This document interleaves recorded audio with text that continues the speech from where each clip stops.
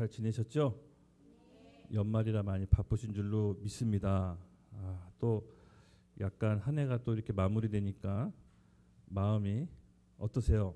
좀 한 해 어떻게 좀 지내셨나요? 정말 개인적으로 너무 스펙타클해가지고요. 뭐 했는지 기억이 안 나요. 기억이 안 납니다. 어쨌든 되게 감사한 게 많은 한 해였던 것 같아요. 참 하나님께서 주신 은혜가 굉장히 많았습니다. 네. 잠깐 말씀 한 구절 읽고 말씀을 전하려고 할게요. 우리 같이 오늘 기도 묵상하다 며칠 전에 주신 말씀이 있었는데 함께 읽도록 하겠습니다. 누가복음 31장에서 32절 말씀인데요. 시작. 예수께서 대답하여 이르시되 건강한 자에게는 의사가 쓸데없고 병든 자에게라 쓸데가 있나니 내가 의인을 부르러 온 것이 아니요 죄인을 불러 회개시키러 왔노라. 아멘. 뭐 여러분 다 잘 아시는 유명한 예수님의 말씀이시죠? 네. 제가 요새 굉장히 심하게 압박받는 게 있습니다. 압박받는 게 뭐냐면 우리 서영 사모님이 병원을 위해서 계속 기도하라고 밤마다 이제 환자가 조금씩 준다고 계속해서 이제 거의 매일 지금 압박받는 것 같아요. 그러면서 또 남편으로서 기도를 안 할 수가 없잖아요. 그래서 이제 매일 이제 기도하다가 하나님이 누가 무슨 말씀 주셨어요. 병원에 환자가 줄면 안 되는데 주님 우리 병원 때문에 어떻게 보면 이게 지금 굴러가는데 주님 안 됩니다. 이렇게 기도했는데 말씀을 주셨어요. 네, 여러분 잘 익히 아시다시피 뭐 아픈 환자는 의사한테 가고 죄인은 예수님께 가라는 말씀입니다. 그렇죠? 근데 기도하고 말씀을 주셨는데 처음 여기 창립하고 개원할 때가 좀 생각이 났어요. 여러분 저희 이제 YDP 하나교회 이전에 YDP 미니스트리였잖아요. 그때 이제 미니스트리랑 병원 개원식을 같이 했었어요. 그래서 어떻게 보면 영적 공동체랑 병원 개원식을 동시에 했었는데 그때 이제 많은 분들이 와서 축복해 주시고 출발을 이제 축하해 주셨는데 갑자기 불현듯 조금 희미해져가는 사명이 하나님께서 이 말씀을 통해 조금 주시더라고요. 옛날 기억도 나면서 그게 뭐였냐면은 특별히 하나님께서 우리 공동체에게 주셨던 사명이 있었는데 그게 바라면 영혼 육에 대한 하나님의 회복이라는 것이었어요. 그래서 어떻게 보면 교회란 영적인 공급과 거듭남과 함께 플러스 혼육, 그러니까 전인적인 회복을 하는 곳이잖아요. 근데 참 병원하고 같이 하나님께서 출발하게 하신 이유가 분명히 있을 거다라는 생각이 들었어요. 아시다시피 우리 병원이 멘탈이잖아요, 정신과. 그래서 지금 이 시대에 여러분 아시다시피 통계를 보면요, 정신 질환이 굉장히 폭발적으로 폭증하고 있습니다. 특히 뭐 ADHD, 뭐 우울증, 공황장애, 무기력, 뭐 별별 어마어마한 이제 정신 장애들이 질환들이 이제 쫙 퍼져 나가고 있는데 지금 이제 통계학적으로 보면 굉장히 폭증하고 있는 때입니다. 제가 이제 가만히 생각해봤어요. 하나님께서 우리 이 지역에 이 교회에 세워주신 이유가 물론 우리가 하나님의 말씀으로 기준 삼는 교회를 세우자고 했지만 병원하고 같이 출발하게 하신 이유가 분명히 우리의 주신 사명 중에 있을 거다. 또 이 지역에서 이렇게 하신 이유가. 그래서 이 데살로니가전서 말씀도 같이 보여주셨는데요. 우리 같이 함께 읽을게요. 시작.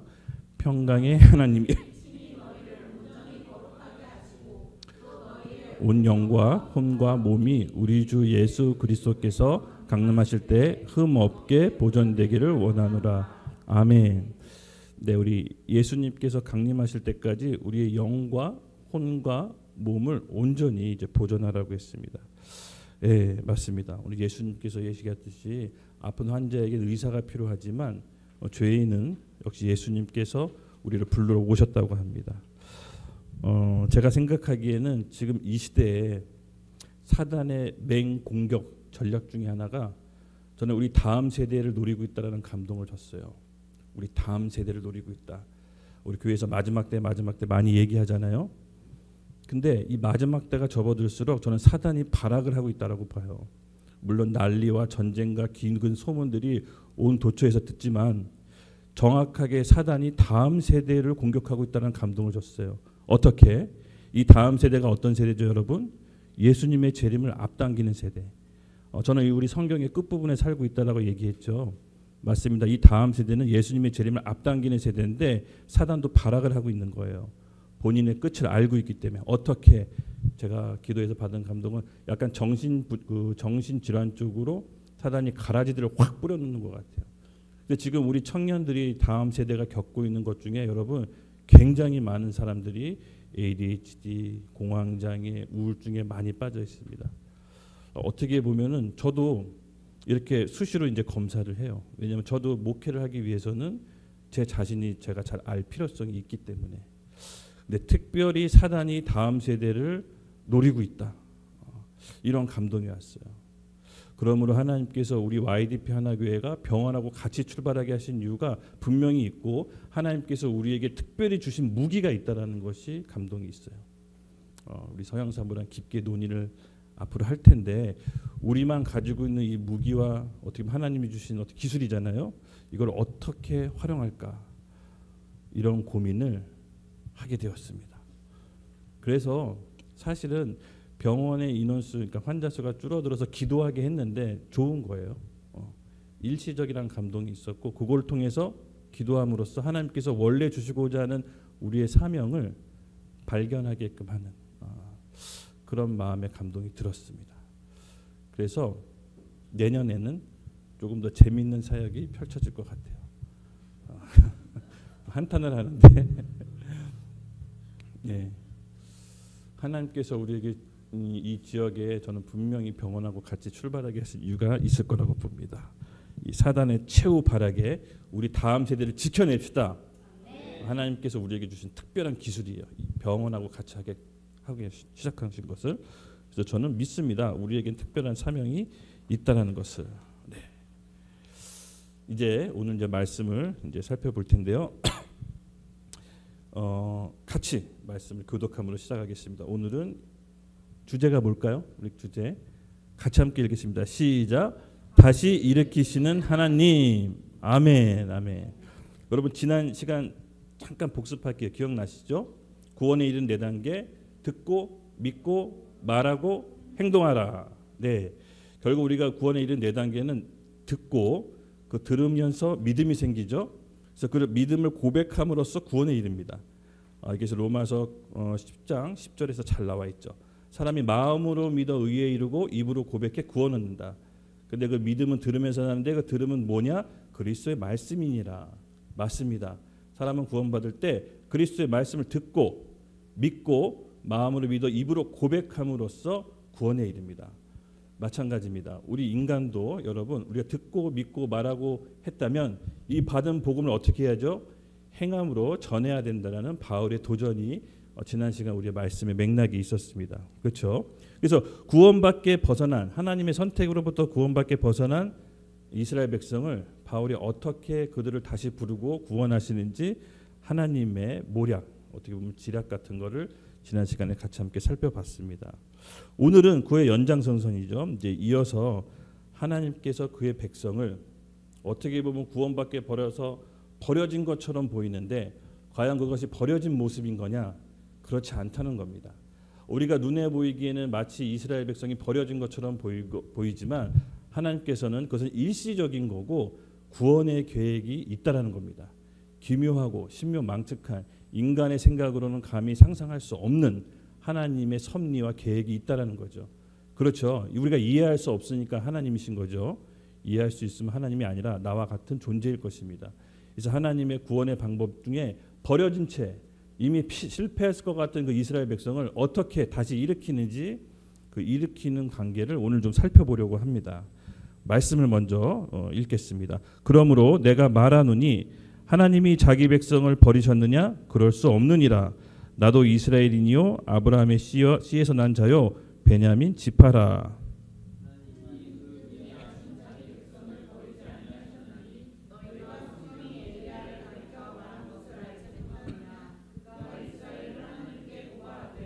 주여 그들이 주의 선지자들을 죽였으며 주의 제단을 헐어버렸고 나만 남았는데 내 목숨도 찼나이다 하니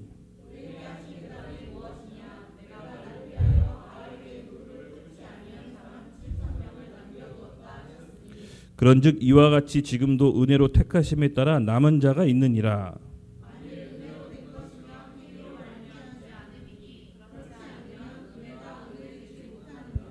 그런즉 어떠하냐 이스라엘의 구하는 그것을 얻지 못하고 오직 택하심을 입은 자가 얻었고 그 남은 자들을 우둔하여 졌느니라.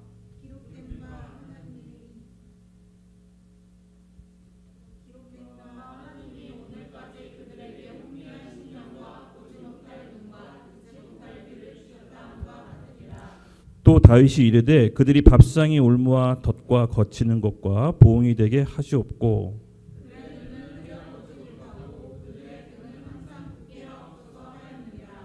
그러므로 내가 말하노니 그들이 넘어지기까지 실족하였느냐 그럴 수 없느니라.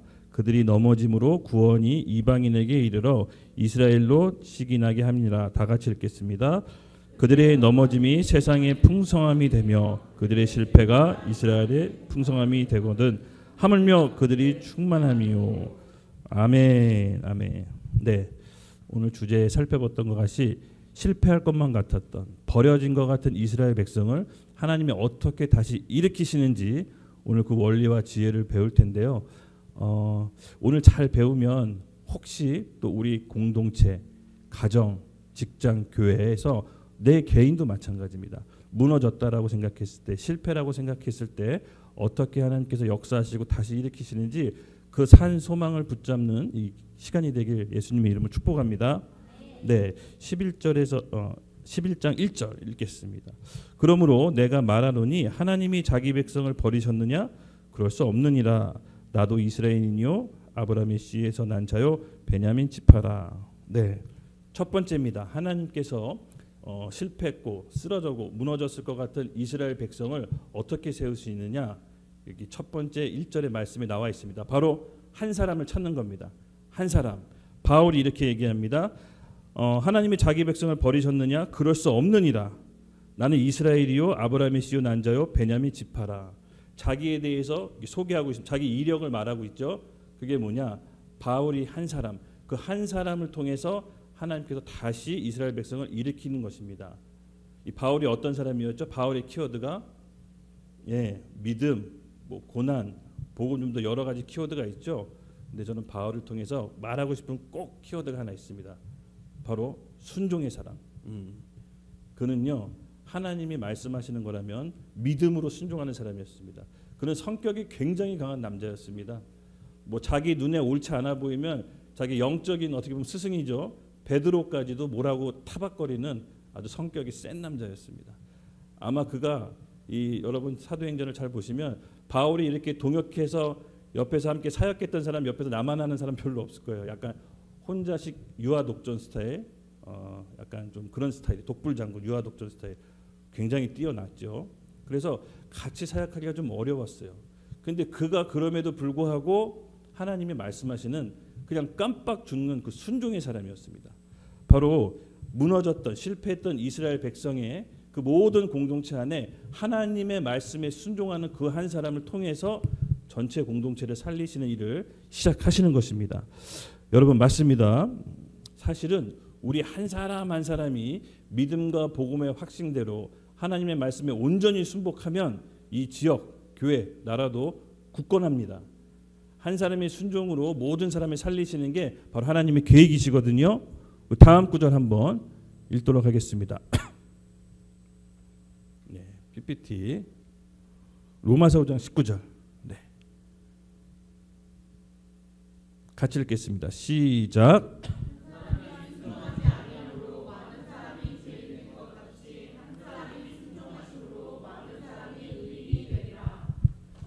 아멘. 맞습니다. 어떤 공동체나 국가나 모두가 패배했다라고 믿었을 때 하나님께서는 그 한 사람, 순종의 한 사람을 찾으셔서 다시 일으키는 계획이 있습니다. 참 어떻게 보면 좀 하나님의 방법 같아요. 우리가 생각했을 때 어떤 국가나 공동체가 무너졌을 때 좀 걸출한 지도자, 카리스마 있는 지도자가 나와서 능력과 지혜로 백성들을 잘 이끌어서 다시 한번 부흥을 일으키는 것을 기대하는데 하나님의 방법은 먼저 순종하는 자를 찾습니다. 교회에 이렇게 그 생장기, 교회의 이제 부흥기를 보면요, 교회 역사 중에 먼저 이제 개척 단계가 있잖아요, 그렇죠? 개척기가 있고 성장기가 있고 부흥기가 있고 조직화, 그다음 기관화가 교회의 그 생식 주기를 보면은 쭉 이렇게 나갑니다. 근데 여러분 가장 먼저 교회의 주축을 이루는 개척기와 성장기에 누군지 아십니까? 뛰어난 사람이거나 지식이 출중하는 사람이거나 달란트나 지식이 많은 사람이 아니라 순종하는 사람들입니다.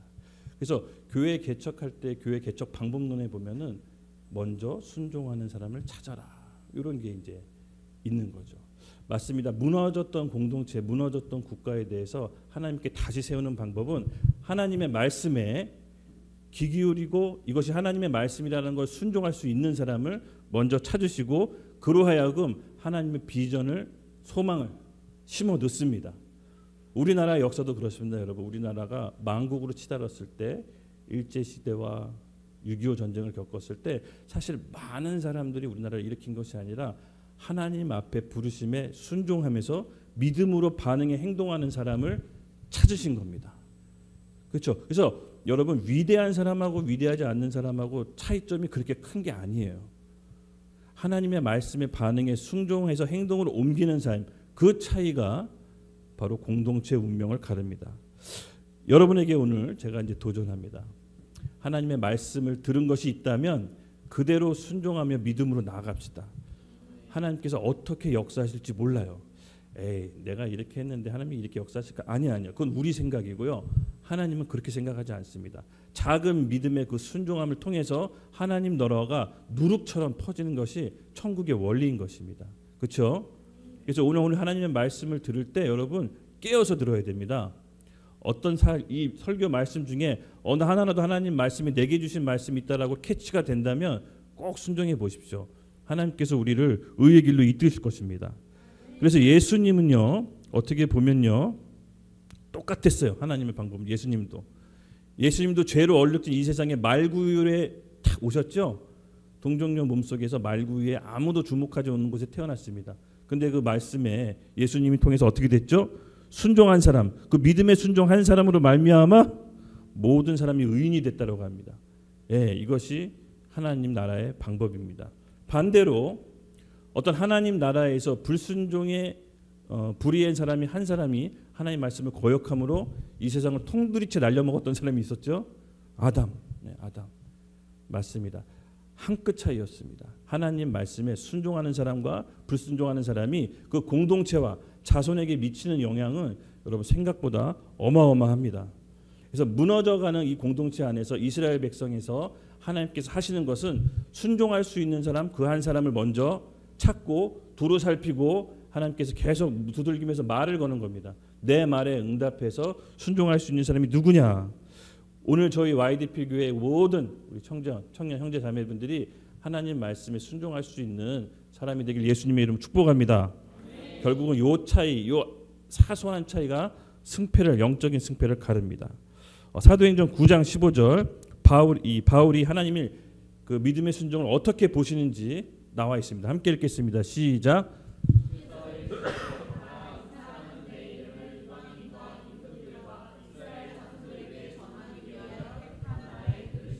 아멘. 바울은 본인이 갖고 있는 모든 지식을 배설물로 여긴다고 했습니다. 예수 그리스도를 알고 보니까 그 지식이 너무나도 커서 그 복음의 은혜가 너무나도 커서 기존에 알고 있던 걸 배설물로 여긴다. 그리고 바울은 주님께로 따라갑니다. 근데 주님이 바울에 대한 평가가 나옵니다. 내 이름을 이방인과 임금들과 이스라엘 자손들에게 전하기 위하여 택한 나의 그릇이라. 아멘. 내년부터 이제 사도행전을 펼쳐볼 텐데요. 여러분 바울이 만나는 사람들 보면은 세상의 고관, 관리 이런 사람들을 만납니다. 하나님께서 그의 만난 사람을 합당하게 그릇을 만드십니다. 믿음의 반응에 순종하는 사람은 그의 삶이 달라지고 만나는 사람이 달라집니다. 내년에 이제 사도행전을 살펴볼 텐데요. 정말 재밌을 것 같아요. 예. 믿음의 삶의 지도가 사도행전에 쫙 나와 있습니다. 여러분 바울이 예수 그리스도를 다메섹 도장에서 만나고 그 다음에 누구한테 복음을 전했는지 아세요? 예, 말씀을 한번 쭉 살펴보시면요. 불신자한테 복음 전하지 않습니다. 회당에 들어가서 예수를 그리스도를 모르는 사람들한테 전합니다. 예. 불신자한테 전하지 않아요. 종교 생활에 빠져 있는 사람, 내가 옳다고 믿는 사람, 내가 믿고 있다라고 생각하는 사람들한테 가서 하나님 나라 그리스도를 전한다고 합니다. 예, 맞습니다. 그 순종함을 통해서 보는 눈이 열리는 거예요. 어떻게 보면 영적인 눈이 열리는데 무엇을 전해야 되고 누구한테 전해야 되는지 영적인 분별력이 바울에게 생긴다는 걸 볼 수 있습니다. 그냥 무턱대고 길거리에서 어떻게 보면 불신자에게 찾아가는 것이 아니라 딱 타겟을 알았던 거예요. 회칠한 무덤, 종교인, 거기 가서 복음을 전해야 된다 하고 바로 회당으로 갑니다. 말씀을 나중에 한번 찾아보세요. 예, 맞습니다. 순종하는 사람에게는 하나님의 능력과 은사가 더해집니다. 우리가 우리 순종함을 통해서 우리의 삶, 우리가 설정해 놓은 이 삶을 그 이상 뛰어넘는 하나님의 능력이 되길 예수님의 이름으로 축복합니다. 저는 이미 우리 그 YDP 교회 DNA에 그게 심겨져 있다고 봐요. 그저 평범한 인생들이 복음을 알고 하나님께 순종하면 인생을 던지는 순간 우리가 상상할 수 없는 인생을 우리는 나아갈 것입니다. 저는 그의 믿음이 있고요. 그런데 우리 안에 조금 기도 부대가 필요할 것 같아요. 나중에 제가 신년 기도 때 좀 말하겠지만 우리가 예배를 통해서 하나님의 일과 사역이 벌어지잖아요. 근데 그걸 지킬 수 있는 기도 부대가 좀 빈약하다는 마음의 감동을 요새 굉장히 주시더라고요. 예배는 하나님의 사역이 펼쳐지지만 기도는 그 사역을 지키는 역할을 하거든요. 그래서 우리 중에 누가 기도 부대가 되기를, 혹시 기도 부대가 와서 되어주는 사람이 올 수 있도록 우리 같이 기도합시다.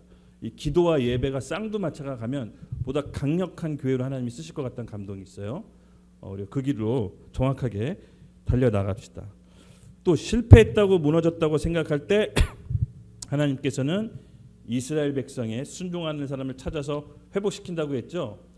제가 이 성경에서 저는 유독 좀 갈렙이 좀 마음에 들어요. 갈렙 보면 찡해요. 이미 나이가 먹었고 본인이 할 수 있다라는 것을 어떻게 보면 좀 자중했을 텐데 갈렙은 진짜 믿음의 사람이었어요. 모두가 안 좋은 얘기로 말을 돌릴 때 그런 믿음으로 선포해서 여론을 돌리거든요. 그래서 좀 갈렙이 마음에 들어요. 이 갈렙이라고 반말해서 죄송하지만 할아버지셨겠죠. 근데 이 갈렙은요 하나님의 마음을 시원하게 해주는 사람이었습니다. 여러분 잘 아시죠? 12정탐꾼. 그들이 10명의 정탐꾼이 가나안 땅을 보고 와서 모두가 뭐라고 했죠? 가나안 땅 갈 수 없다라고 합니다. 그 땅의 거민들은 너무 크고 광대하고 우리는 메뚜기 같아서 우리 가면 다 죽는다고 했습니다. 맞는 말입니다. 그렇죠? 있는 사실을 전한 겁니다. 근데 갈렙과 여호수아는 어떻게 했습니까? 기억나시죠? 아니다. 그것은 하나님이 우리에게 주신 땅이다. 우리가 가서 취하자라고 여론을 바꿉니다. 맞습니다. 여러분, 우리가 공동체를 운영하고 하나님 나라 일할 때 우리 안에서도 믿음의 눈을 보는 사람과 있고 현실적인 눈을 보는 사람과 있는데, 현실적인 눈이 틀렸다는 것이 아니라 하나님께서 요구하시는 믿음에 순종하는 사람을 통해서 그 순종을 통해서 일을 하십니다. 근데 그 순종하는 사람을 통해서 그 순종하는 사람이 복을 받느냐? 아니었습니다. 아닙니다. 우리 다음 세대, 우리 자녀 세대들까지 하나님이 복 주시는 분이십니다. 우리 민수기 14장 24절 함께 읽겠습니다. 시작.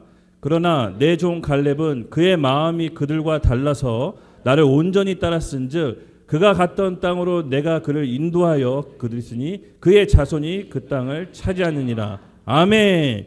믿음의 한 사람은 그 공동체를 살릴 뿐더러 그 자손까지도 살립니다.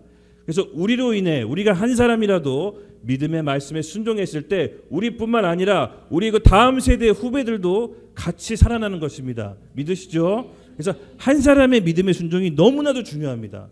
저는 우리가 여러분 모두가 그런 믿음에 순종하는 사람이 되었으면 좋겠어요.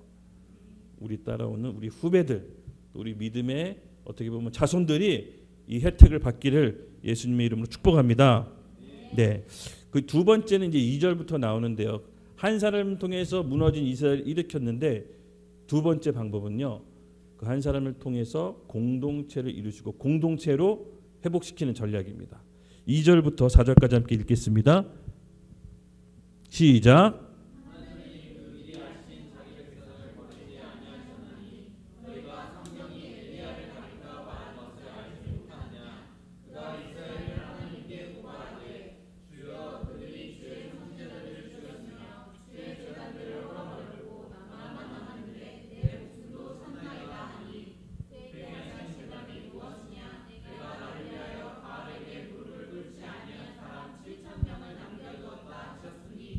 아멘.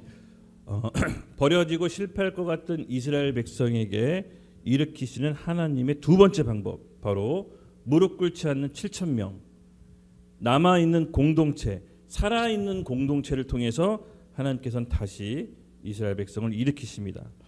본문의 말씀에 있는 이 엘리야 때, 그렇죠? 이 엘리야 선지자가 나오는데 엘리야 상황을 잠깐 한번 살펴보겠습니다. 이 엘리야, 여기 보면 바울이 주여 이렇게 얘기합니다. 그들이 주의 선지자를 죽였으며 주의 제단을 헐어버리고 나만 남았는데 내 목숨도 찼나이다 하니, 바울은요, 이 이스라엘이 가장 우상으로 패역했을 때 엘리야 선지자가 활동했던 때를 말을 인용한 겁니다. 열왕기상 19장 10절 말씀인데요, 이 엘리야 선지자가 했던 말입니다. 같이 함께 읽겠습니다. 시작.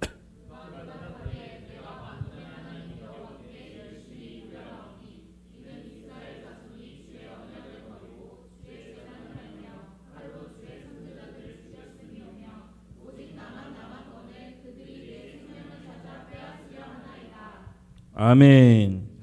바울이 이 전혀 희망 없는 이스라엘 백성의 가장 패역했던 모습, 열왕기 때 엘리야 선지자가 활동했던 때를 잠깐 따와서 인용합니다. 어떤 때냐면요, 여기 보면요, 이스라엘 백성이 너무 패역해가지고요, 제단을 헐어버리고 주의 선지자를 목숨까지 빼앗으려고 하는 일에 이르렀습니다. 여러분, 제단이 뭡니까? 제단. 이때 당시 제단, 하나님께 예물을 드리고 하나님께 예배드린 장소, 즉 하나님을 만나는 통로입니다. 하나님을 이스라엘 백성이 만나는 통로를 스스로 헐어버렸어요. 와, 어느 정도로 영적인 분별력이 이뤘는지 알 수 있죠. 그리고 하나님의 말씀을 백성들에게 전달하는 선지자를 어떻게 합니까? 죽이려고 달려들었답니다. 하나님의 말씀을 들을 수 없는 것은 무엇을 의미합니까? 심판을 의미한다 그랬죠. 근데 그 선지자를 죽인다는 것은 스스로 심판을 지금 자처한다는 겁니다. 그 정도로 영적으로 패역해서 눈이 먼 상태입니다. 그런 상황을 바울이 예를 든 겁니다. 그래서 열왕기상 19장 18절에 이렇게 얘기합니다. 그에 대한 반전인 것이죠. 시작. 그러나 내가 이스라엘 가운데서 7천 명을 남기리니 다 바알에게 무릎을 꿇지 아니하고 다 바알에게 입맞추지 아니한 자라. 아멘. 아멘. 하나님은 다 계획이 또 있으십니다. 그러시죠? 지금 바울은 이스라엘 역사상 가장 패역한 때를 예를 의도적으로 드린 겁니다.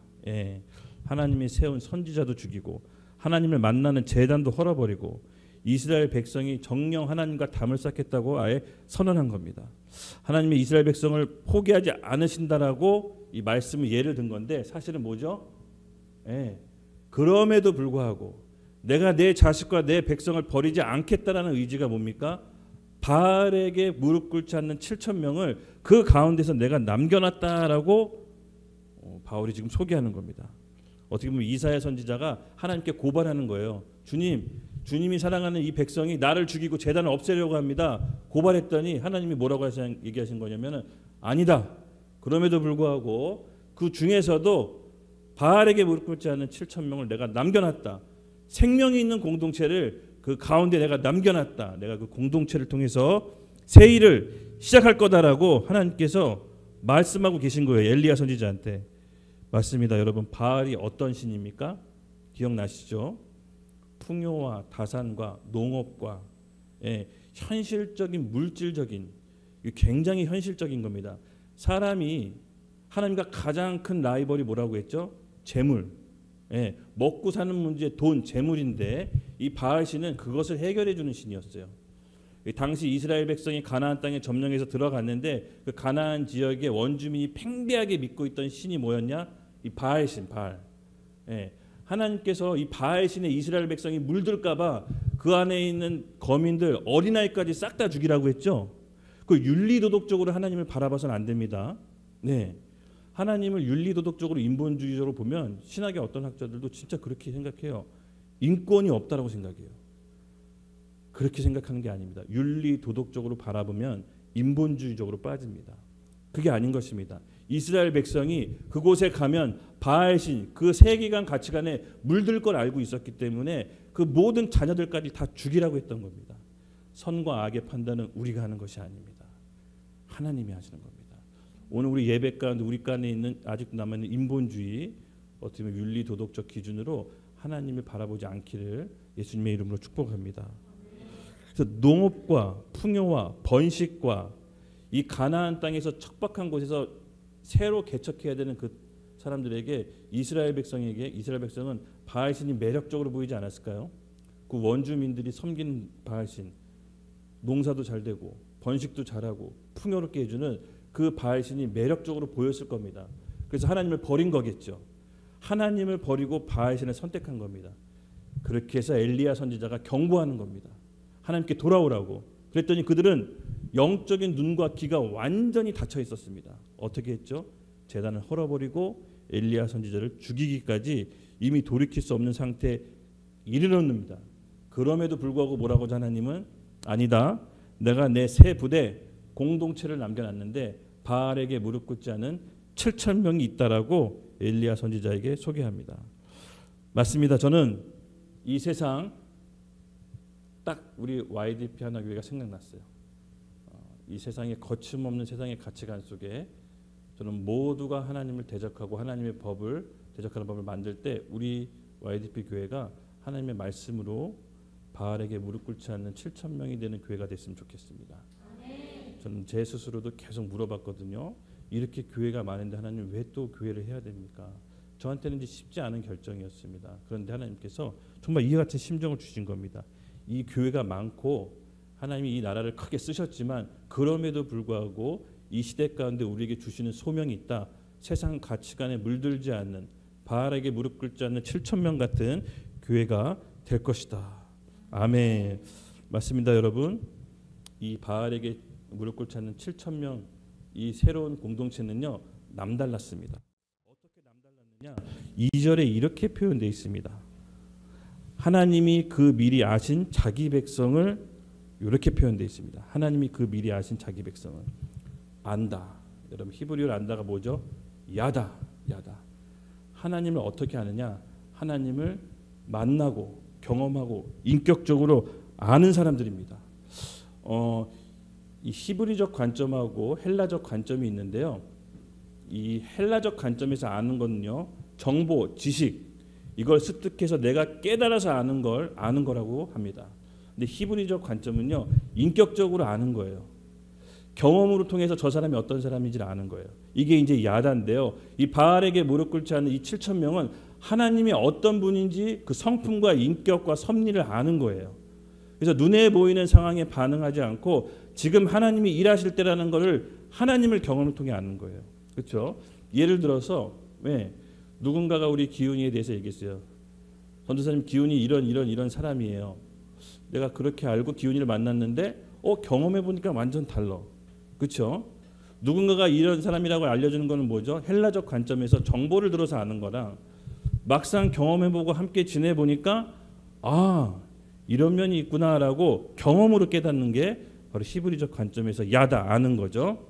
그래서 이렇게 바알에게 무릎 꿇지 않은 7,000명은 하나님을 경험으로 아는 거예요. 하나님의 섭리를 아는 거예요. 하나님의 계획과 마음과 뜻을 아는 겁니다. 그래서 하나님이 어떤 분이신지 알기 때문에 하나님에 대한 신실한 신뢰가 있습니다. 결국은요, 이 안다라는 것은 신뢰하고 연결되어 있어요. 내가 기훈이를 알아 할 때 기훈이는 이름, 사는 집 주소, 전화번호를 아는 게 아니라 기훈이가 어떤 사람인지를 아는 겁니다. 어떻게 했을 때 기분 나쁘고 어떻게 했을 때 기분 좋아지고 어떻게 했을 때 애가 즐거워하는지 그걸 아는 거예요. 그렇죠? 경험으로 아는 거예요. 그래서 기훈이도 저를 잘 압니다. 어떻게 하면 전도사님이 기분 나쁘고 어떻게 하면 기분 좋은지 알아요. 그래서 막 컨트롤을 해요. 그래서 이게 뭐죠? 이게 아는 거예요. 경험으로 이제 이 정도 함께 지냈으면 전도사님이 이런 사람이구나라고 아는 거죠. 그 알았을 때 친밀한 강도가 어떻겠습니까? 여러분? 조금 실수하고 넘어지고 좀 부족해도 알기 때문에 덮어갈 수가 있죠. 대부분 용납이 안 되고 마음을 못 덮는 이유가 뭐냐면 잘 몰라서 그래요. 아닌가? 더 잘 알면 힘드나? 어쨌든 친밀해지면 웬만한 거 덮고 갑니다. 그렇죠? 근데 별로 친밀해지지 않았는데 괜히 친한 척한다. 그럼 담이 쌓아지죠. 맞습니다. 우리는 바알에게 무릎 꿇지 않은 7,000명은 하나님의 섭리와 하나님의 마음과 뜻을 아는 사람들입니다. 그래서 하나님이 일하실 때 일하고 하나님이 멈출 때 멈출 수 있는 사람들이 바알에게 무릎 꿇는 7,000명이었습니다. 그리고 이 준비된 공동체는요, 어떤 공동체였냐면요, 거룩한 공동체였어요. 하나님이 쓰실 수 있는 세상과 구별된 거룩한 생각과 마음이 있었습니다. 그래서 하나님이 쓰시지 않았겠어요? 그렇죠? 그래서 하나님은 어떻게 거룩하게 우리를 요구하냐? 간단합니다. 우리가 늘 하고 있는 겁니다. 우리 디모데전서 4장 5절 말씀 읽겠습니다. 거룩해지는 방법 시작. 하나님의 말씀과 기도로 거룩하여 짐이라. 아멘. 아멘. 말씀과 기도로 우리 마음과 영을 새롭게 함으로 하나님의 쓰시기 합당한 바알에 무릎 꿇지 않는 7,000명 같은 공동체가 됩시다. 네, 시간이 좀 걸리지만 절대 놓칠 수 없는 겁니다. 하나님께서 우리 교회를 쓰시겠다는 저는 강한 마음이 듭니다. 두 번째입니다. 무너졌던 쓰러졌던 공동체를 일으키는 방법, 세상에 물들지 않는 공동체를 통해서 반전의 역사를 꾀하십니다. 그리고 세 번째로 들어갈 텐데요. 우리 5절 함께 읽겠습니다. 그런즉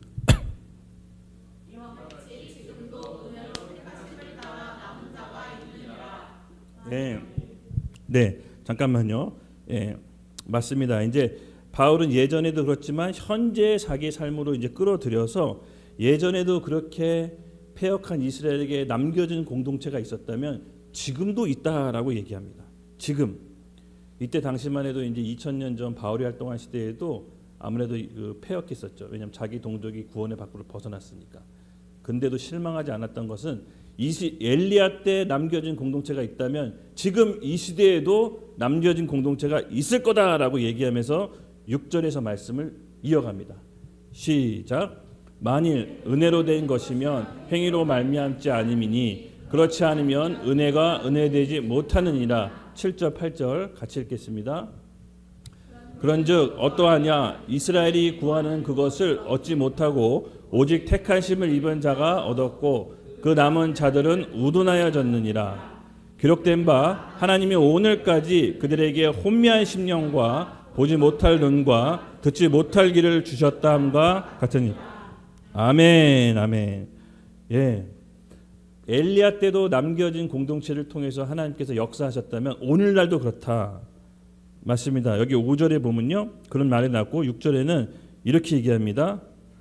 남겨진 자가 있는데 은혜로 택함 받아 남겨진 자가 있고 그 남겨진 자에 대해서 배제당한 남겨진 자가 또 있다. 은혜로 택함 받지 못한 또 다른 남겨진 자가 있다. 여러분 어떤 느낌이 드세요? 은혜로 택한 남겨진 자와 있고 택함 받지 못한 남겨진 자. 근데 여기서 그 다음 구절에 보면요. 범상치 않습니다. 은혜로 택함 받지 못한 남겨진 자에게 하나님이 어떻게 하시는지 같이 한번 읽어보겠습니다. 어떤 일을 벌이시는지. 예, 여기 봅니다. 8절 이렇게 나와 있습니다. 기록된 바 하나님이 오늘까지 그들에게 혼미한 심령과 보지 못할 눈과 듣지 못할 귀를 주셨다 함과 같으니라. 아멘. 은혜로 택함 받은 바알에게 무릎 꿇지 않은 7,000명이 있는가 하면 택감 받지 못한 다른 남은 자가 있는데 그들을 하나님께서 구분하시고 어떻게 한다고요? 혼미한 심령과 보지 못할 눈과 듣지 못할 귀를 주셨담과 같으니라. 영적으로 분별할 수 있는 눈이 없고요. 혼미한 심령, 마음이 온전히 정함이 없는 겁니다. 영적인 보는 눈도 없고 하나님의 음성을 들을 수 있는 귀도 없는 것입니다. 아예 더 우둔하게 여기 7절 보면요. 아예 더 우둔하게 오직 택하신 믿은 자가 얻었고 그 남은 자들은 우둔하여졌느니라. 하나님께서 의도적으로 우둔하게 만듭니다. 왜 그렇게 하시냐? 하나님이 쓰러진 무너진 공동체를 세우시는 방법. 건강한 몸이 있는가 하면 같은 몸인데 병든 몸이 있겠죠. 근데 병든 몸과 건강한 몸을 분리시켜서 건강한 몸을 강화시킨 다음에 병든 몸을 회복시키게 하는 방법입니다. 왜냐? 하나님께서 이 병든 몸을 버리시거나 실패한 걸로 보시는 것이 아니라 구분되어지나 분리되지 않게끔 일단은 건강한 몸을 회복시킨 다음에 건강한 공동체의 힘을 통해서 병든 우둔한 자들을 회복시키는 세 번째 전략이 있는 것입니다. 그래서 8절에 은혜의 택함 위에 제외된 남은 자들이 있는데 그들에게 혼미한 심령과 보지 못할 눈과 듣지 못한 귀를 주신 이유는 하나님께서 택하신 자들을 통해서 은혜 받은 자들을 통해서 그들을 회복시키려고 하는 그 다음 일과가 그 다음 사역이 남아있는 것입니다. 여러분 우리에게도 그런 사명이 있습니다. 우리에게도 하나님께서 은혜로 택하심 받았다면 병들고 아직 우둔하고 아직 복음을 듣지 못하고 어둠 가운데 있는 사람을 회복시키려고 하는 건강한 몸으로 먼저 선택한 겁니다.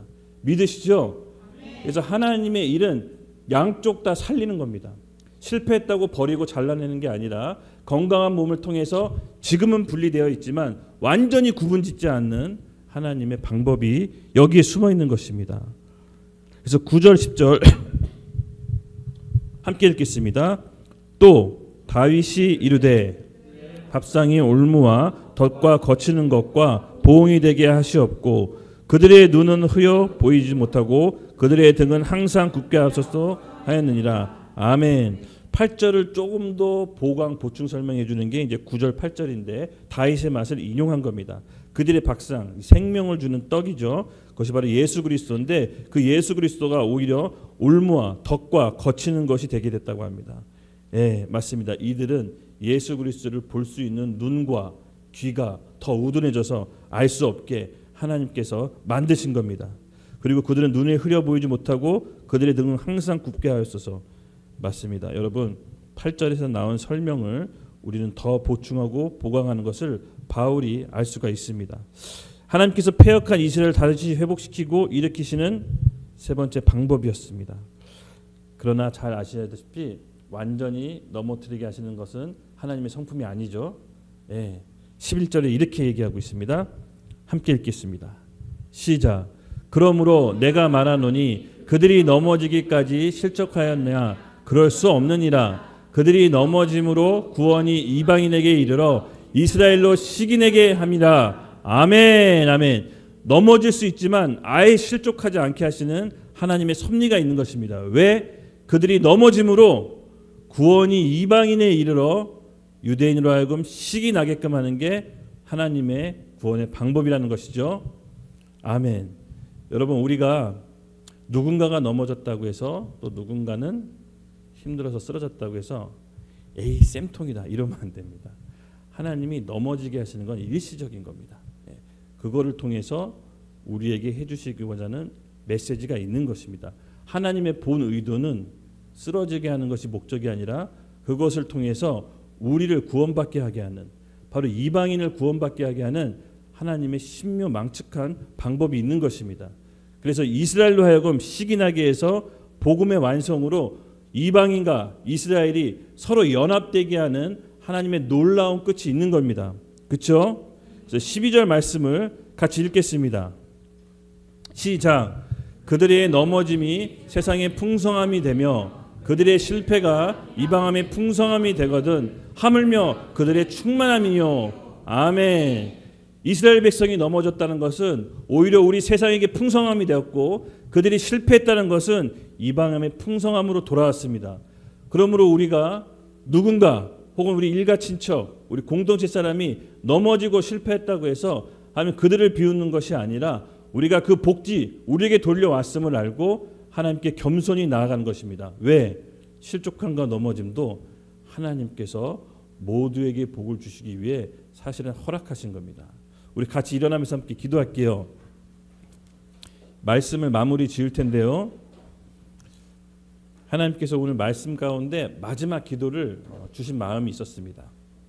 예, 맞습니다. 하나님은 실패한 것처럼 보이고 넘어진 것처럼 보이지만 하나님께서는 다 계획과 뜻이 있습니다. 그 실패와 넘어짐을 통해 모두를 살리고자 하는 하나님의 계획과 깊은 뜻이 있는 것입니다. 우리는 그것을 봐야 됩니다. 하나님의 경륜과 하나님의 눈으로 모든 사항을 바라봐야 됩니다. 오늘 쓰러지고 넘어진 공동체를 일으키는 방법 세 가지가 있었습니다. 첫 번째, 하나님의 말씀에 순종하는 그 한 사람을 찾고 계십니다. 두 번째, 거룩하고 세상 가치관에 물들지 않는 바알에게 무릎 꿇지 않는 7,000명 생명력 있는 공동체를 찾으십니다. 세 번째, 하나님의 말씀과 법을 대적하는 것에서 우리의 몸을 지켜 온전히 회복된 건강한 우리 몸된 교회가 다른 모든 것들, 질병, 혼, 어떤 악한 것들도 회복시키는 하나님의 복음의 생명이 우리에게 가장 깃들기를 원하신 것입니다. 그래서 우리 이 회복시키는 세 단계를 오늘 잊지 마시고요. 우리가 하나님께 넘어지지 않는 이유도 사실 하나님이 우리 손을 붙들고 계셨다는 것을 잊지 맙시다. 우리 시편 37편 24절 같이 함께 읽겠습니다. 시작.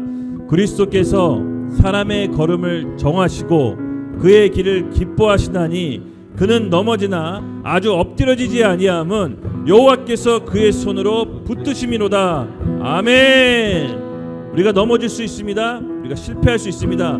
하지만 우리가 아예 엎드러지지 않는 것은 여호와 하나님께서 우리를 붙들고 계신 것입니다.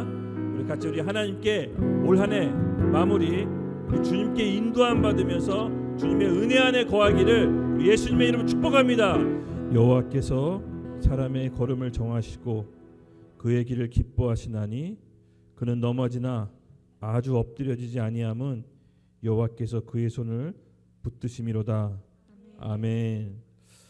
하나님 아버지, 지금까지 우리에게 행한 일을 감사합니다. 우리의 실수도 우리의 죄악도 모두가 협력해서 선을 되돌리시는 우리 하나님 아버지를 찬양합니다. 주님, 마음이 답답한 심령들이 있습니다. 앞길이 보이지 않는 심령들이 있습니다. 그러나 주님, 이것을 통해서 우리를 기도의 자리로 나게 하게 하시고 하나님의 음성을 듣게 하여 주시옵소서.